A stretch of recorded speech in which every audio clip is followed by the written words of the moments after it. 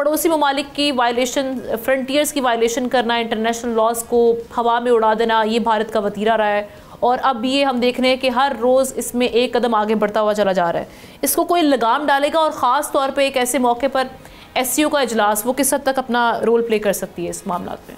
देखें, आमना बात यह है कि ये जिस तरीके से इसको मार के हक पे शिकस्त हुई है, मार पड़ी है, और इसके बाद ईरान ने भी इनसे तकरीबन ताल्लुक ख़त्म कर लिए, बांग्लादेश से पहले ख़त्म हो गया, इस रीजन में ऑलमोस्ट आइसोलेट हो गया। तो अपनी प्रेजेंस को शो करने के लिए यह इस तरह की हरकतें कर रहे हैं।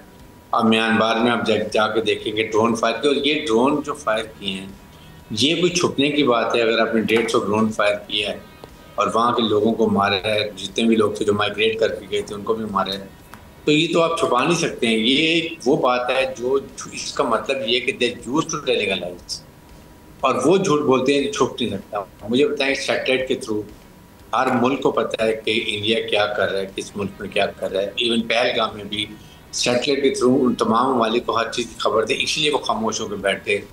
उन्होंने कोई एम्बेरस नहीं किया, लेकिन उन्होंने इनके बयानी को यकीन नहीं किया, एक्सेप्ट नहीं किया, बाय नहीं किया, और इसकी वजह से इनको शुक्र उठानी पड़ी।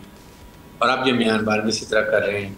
उसके बाद कभी चाइना से बात करते हैं। SCO में, पिछले SCO में राजनाथ सिंह ने साइन नहीं किया बयानिए को। ब्रिक्स में भी इसी तरीके से इनको मुगी खानी पड़ी।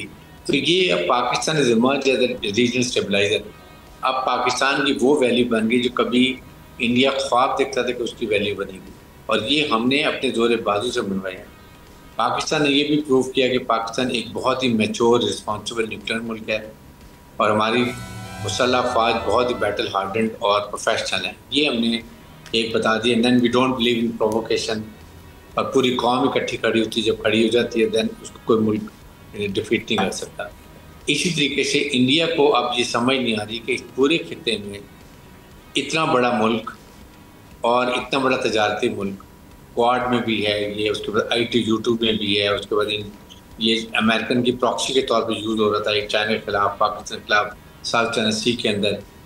अब उन्होंने इसको देख लिया कि it's a bad investment, they can't deliver. और यही एग्जैक्टली हो रहा है कि आपके सामने कि उन्होंने अब इसके ऊपर से हाथ उठा लिए। झूठ भी बोलता है, अमेरिकन से जाके रिक्वेस्ट की, मिन्नतें की, सीज फायर की, और अब अमेरिकन टेररिस्ट को पता है, डिस्पाइट द फैक्ट ये झूठ हमने नहीं कहा। तो इसलिए अब वो ममालिक आहिस्ता आहिस्ता झुकते जा रहे हैं। आपके साथ मैक्रोन ने क्या स्टेटमेंट दी है, खुद कहा गया जी हाँ इनके 3-4 ये राफेल भी जहाज तबाह हुए हैं और बहुत बड़ी जंग हुई है। ये चीज़ें और दुनिया ने रियलाइज़ किया कि ये बड़ा खिता बड़ा वॉलेटाइल हो गया। कश्मीर हैज़ बिकम एक्चुअली ये न्यूक्लियर फ्लैश पॉइंट जो पाकिस्तान कहता था, और इसको अब वो रिजॉल्व करना चाहते हैं। बिकॉज दो मुल्क न्यूक्लियर मुल्क को कभी भी नहीं चाहेंगे कि इनका कॉन्फ्लिक्ट हो, बिकॉज लड़ाई के डायनेमिक जो होते हैं ना, वो कहीं नहीं पता होते कि वो कहाँ एंड होगी। स्टार्ट तो आप नॉर्मल बॉर्डर स्क्रिमिशेस होते हैं, छोटी मोटी लड़ाई शुरू होती है, फिर बढ़ते बढ़ते एस्केलेशन कहाँ जाके ये टर्मिनेट होती है, इसका पता नहीं होता। इसलिए कहते हैं, इसीलिए ट्रम्प ने फौरन जब बंदी करवाई, इंडिया ने रिक्वेस्ट की और हमने एक्सेप्ट कर ली। तो now the time India isolate हो गया। अब ये बुखलाहट में अपने अवाम को बता नहीं सकते, इसलिए जलील होते जा रहे हैं और गलती पे गलती करते जा रहे हैं। बिल्कुल ठीक।